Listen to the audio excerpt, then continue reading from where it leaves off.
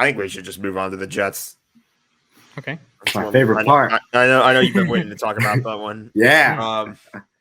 Ladies and gentlemen, the New York Jets have won a football game. They've got the W. Hey, we got the thumbnail. Yeah, there we go. Exactly.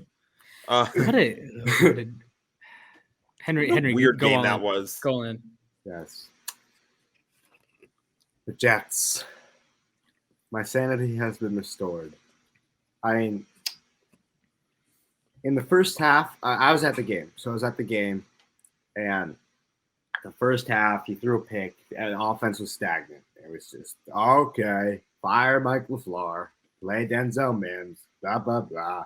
Corey Davis dropped more passes. Same old, same old. Then the defense kept them in the game. Defense has been incredible. Quincy and Quentin Williams, first pair of brothers ever to record a sack in the history of the National Football League in the same game. Combined for 19 tackles, 3 sacks, and 3 pass deflections or something of that sort. I mean, that's absurd. That was a factor. The cornerbacks played well. Wilson cooled down, came out after the half, throwing daggers. No, Robert Saleh wanted to play boring football. He didn't play boring football at all. No.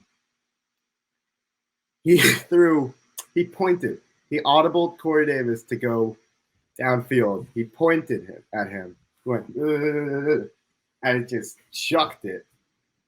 50, 60 yards in the air, touchdown. That was a Jets nuke. take the lead. That, everyone went nuts. I mean, I was jumping up and down and like hugging this drunk stranger in the row behind me. I was completely sober, and I was doing that. So you can imagine how the emotions were there. And then it just kept building up as the game went on. My voice got so hoarse from yelling at everyone. I remember at one point in time, the emotions got the better of me, and I said, F you, Jeremy McNichols, to absolutely no one in particular. Boise State legend Jeremy McNichols. Yes. What a name. He's good. He's just quick. He's agile. He can get around the bend in no time. And that really killed the Jets' screen games. But just electric MetLife Stadium. It was empty. There was like no one there in terms of Jets games. Compared to the Patriots' mess, there was maybe 25% less people.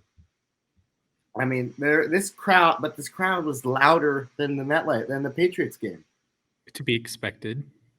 Well, yes.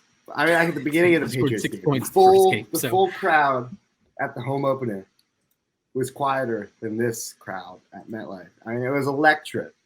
I mean, when the Jets have a chance to get a meaningful win, I feel like this is a more meaningful win than last year's, because obviously last year's, it affected the draft, sure, but like at that point the players are just playing for pride. Yeah. Statistically, when the team still has a chance to make they technically could make the postseason, they could still win a couple more games. I'm just saying. Take a meter back up. Hot take a meter through the Jets roof. I know. Playoffs. But yeah, no, it is it's a more meaningful win. I think the players enjoy it. They don't have to sit 0 whatever for most of the year. They have something to build on as well. I think it feels fantastic. Yeah, it was great to see. I watched it back, and I think I touched on this earlier that Tennessee lost in a lot of ways. People are going to say, oh, the Jets beat the Titans. Okay, the Titans suck now. No. The Titans were missing key pieces, but the Jets played very well. And I do want to point out one of the funniest little notes. Everyone on the Titans offensive line sucked besides Roger Saffold. And then he got hurt. Yeah, exactly. He was like this. He was, I'm going to say Quentin Nelson as an example. He was Quentin Nelson. The other 4 guys were turnstiles. John Franklin Myers, he made my team of the week. 9 pressures, a lot of which came against David Questenberry. 11 pressures.